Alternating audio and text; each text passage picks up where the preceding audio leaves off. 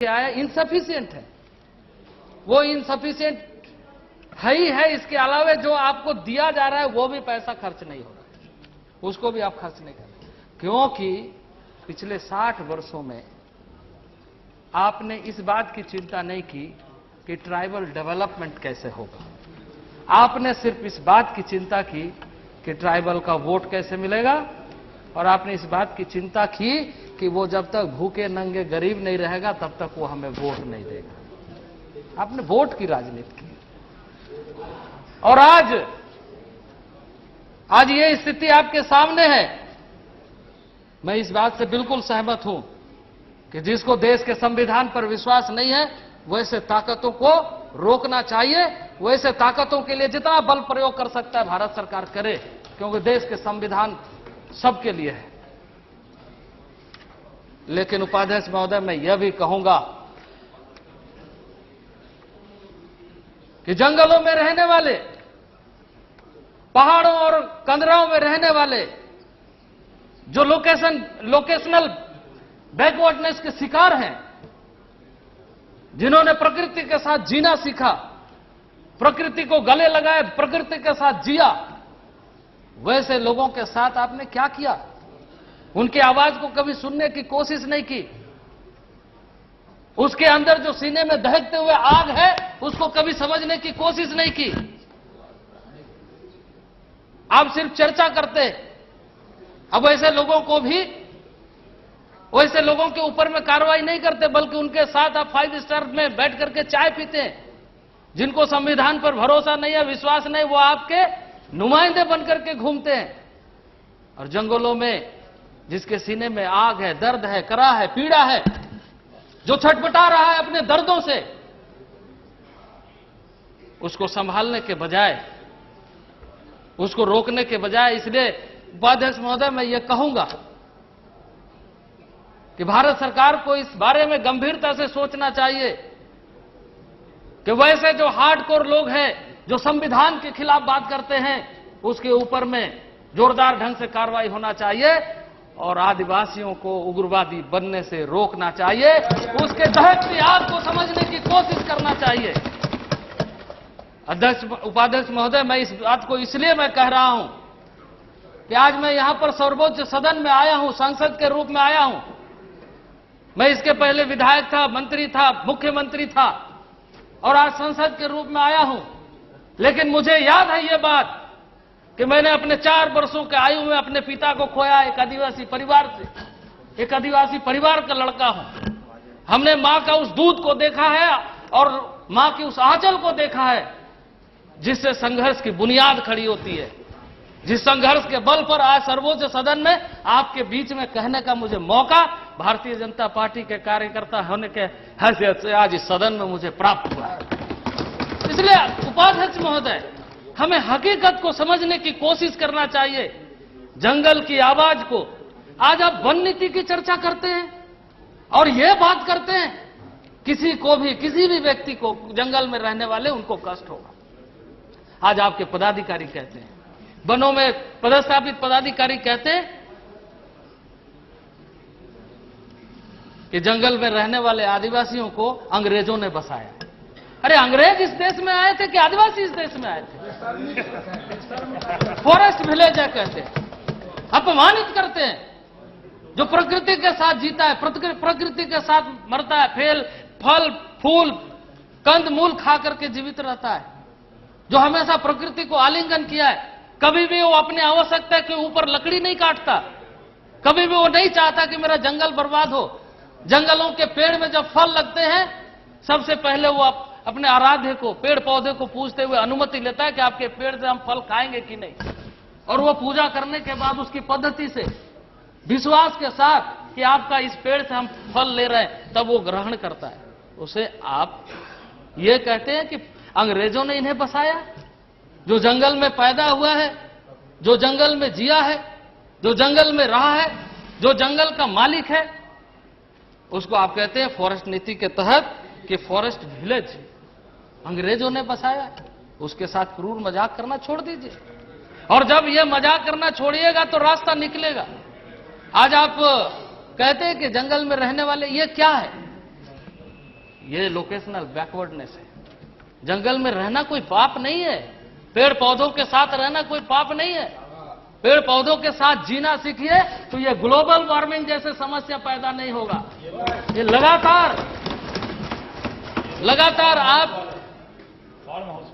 Carbon पैदा करने वाले, लगातार प्रदूषण पैदा करने वाले आप जीना सीखिए, आदिवासियों के साथ जीना सीखिए, जंगलों में रहने वाले लोगों के साथ, पेड़ पौधों के साथ जीना सीखिए।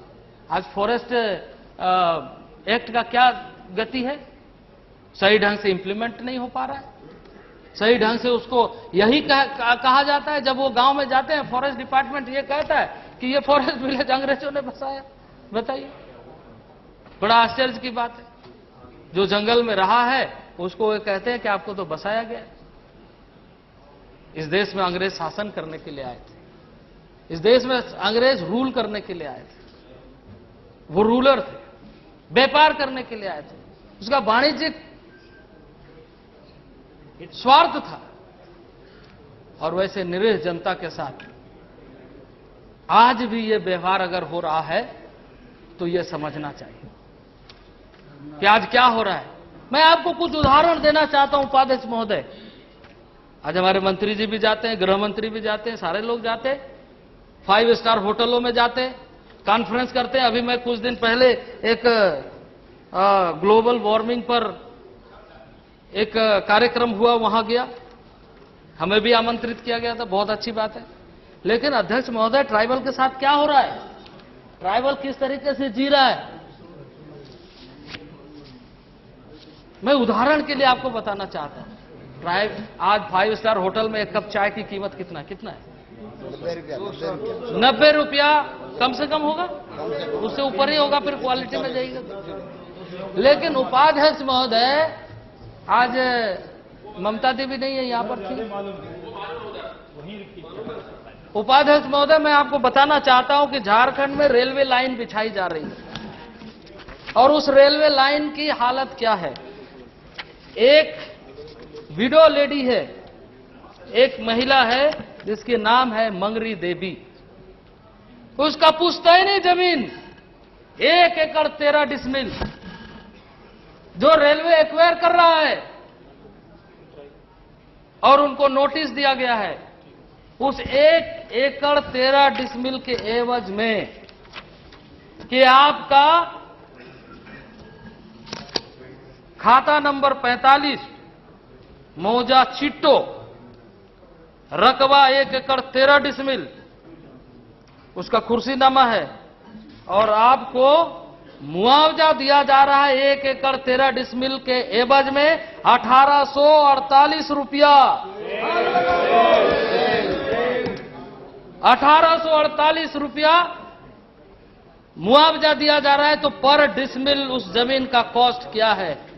जिसकी पुश्तैनी जमीन, खानदानी जमीन, जिन्होंने मिट्टी से प्यार किया, जिन्होंने जंगलों से प्यार किया, जो प्रकृति से प्यार किया, जो वहां जिया मरा, सारी चीजें किया, उसकी पुश्तैनी जमीन जब लिया जा रहा है सरकार के द्वारा, तो उसका मुआवजा कितना है?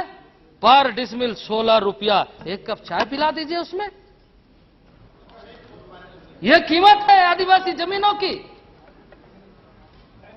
और आप कहते हैं कि हम आदिवासियों के बीच में काम कर रहे हैं, लैंड एलिनेशन के लिए आर्टिकल 244 एग्जीक्यूट कर रहे हैं। कॉन्स्टिट्यूशन में आपने लिखा है कि आर्टिकल 244 के माध्यम से लैंड एलिनेशन को रोका जाएगा। लैंड एलिनेशन वो कर रहे हैं, वो कोई भी ऐसे आदमी कर रहे हैं, ठीक है, नाजायज है, लेकिन सरकार कर रही है तो क्या ये जायज है? सरकार इस ढंग से 16 रुपया डिसमिल जमीन ले रही है। इस मंगरी देवी का खानदान का क्या होगा? इसका भविष्य क्या होगा? और इसका यदि जवान बेटा है तो वो क्या सोचेगा कि मेरे पुश्तैनी जमीन की कीमत 1848 रुपया सरकार ने मुआवजा तय किया है और सरकार रेलवे जमीन के लिए राशि दे रही है। आज ये स्थिति आज न केवल रामगढ़ जिला में बल्कि देश के सभी हिस्सों में, देश के सभी हिस्सों में यह सारी चीजें हो रही है। बैठिए बैठिए बैठिए बैठिए बैठिए।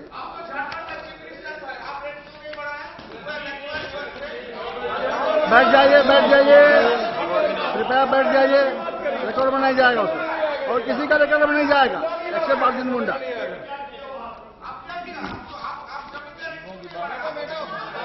बैठ जाइए। आदिवासियों के बारे में बोलने से पहले समझिए आदिवासियों को, यहाँ भाषण देने के लिए मत आइए।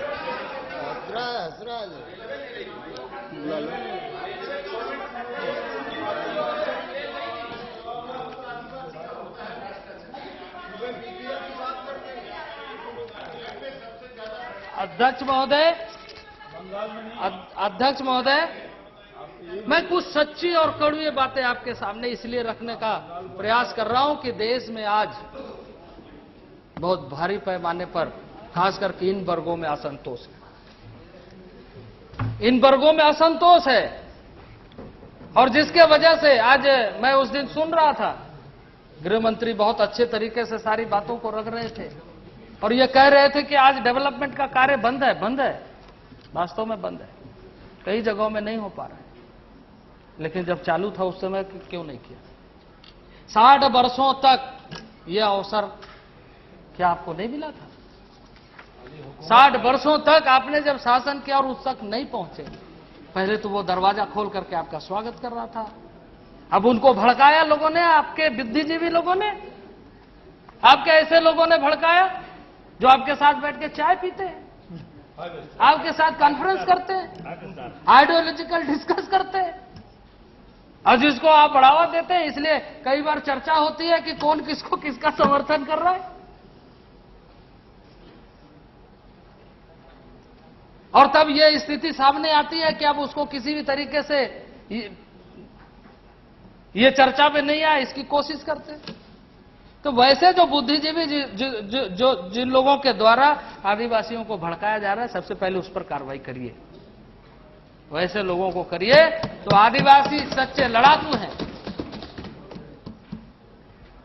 सभापति महोदय, मैं आपके बीच में कहना चाहता हूं, इसलिए मैं इस बात का जिक्र कर रहा हूं कि 1855 में 1857 में देश की आजादी की लड़ाई प्रारंभ हुई, लेकिन उससे पहले 1855 में आदिवासियों ने संथाल परगना के धरती पर अंग्रेजों के खिलाफ लड़ाई लड़ने का आह्वान किया। वो लड़ाई स्वतंत्रता आंदोलन की लड़ाई नहीं कहा गया, क्योंकि वो जल जंगल जमीन की लड़ाई थी। वो अपने वासगीत, अपने अधिकारों को किस तरीके से सुरक्षित रखा जाए, इसलिए उन्होंने लड़ाई लड़ी। सिद्धू कान्हू चांद भैरव के नेतृत्व में 1855 में महान विद्रोह हुआ, लड़ाई हुआ, और लड़ाई में 30,000 आदिवासी शामिल हुए, हजारों के तादाद में शहीद हुए। सिद्धू कान्हू चांद भैरव शहीद हो गए। उसके बाद की कहानी मैं बताना चाहता हूं सभापति महोदय, कि अंग्रेज के आर्मी चीफ ने, ब्रिटिश आर्मी के चीफ ने, वो अनाल्स ऑफ बंगाल्स में उसकी पूरी चर्चा है कि उन्होंने मूवमेंट ऑर्डर निकाला कि फोर्स को कैसे मूवमेंट होना चाहिए। फोर्स का मूवमेंट करने के लिए उन्होंने ऑर्डर किया, और उस ऑर्डर में एक पैरा यह भी लिखा कि ये पूरा ट्राइबल एरिया है, जंगल इलाका है, पहाड़ है, पर्वत है, यहां जो मिलिट्री का मूवमेंट होगा तो इन बातों का ध्यान रखा जाना चाहिए। बहुत सारी चीजें लिखी, और उसमें यह भी लिखा कि वो पूरा मलेरिया प्रोन एरिया है, इसलिए अपने साथ क्विनीन भी लेते जाइए। 1855 का वो मूवमेंट ऑर्डर में क्विनीन का जिक्र है, और उस क्विनीन से आज भी क्या इन आदिवासियों को मुक्ति मिला है? तो यह आपसे पूछना चाहता हूं कि मलेरिया आज भी मूवमेंट ऑर्डर में वही लिखा जाता है। जब उस मूवमेंट ऑर्डर में 1855 में जिन बातों का जिक्र किया गया, आज भी कहा जाता है। आज आप पूछिए, परसेंटेज लीजिए कि जो आपके फोर्स जाते हैं उसमें से कितना % लोगों को, फोर्स को मलेरिया होता है। तो जब आप मलेरिया से आदिवासियों को मुक्ति नहीं दिला सके, अपने फोर्स को आज भी डायरेक्शन देते हैं ये दवाई ले जाने के लिए, तो आप आदिवासियों के बीच में क्या काम करेंगे?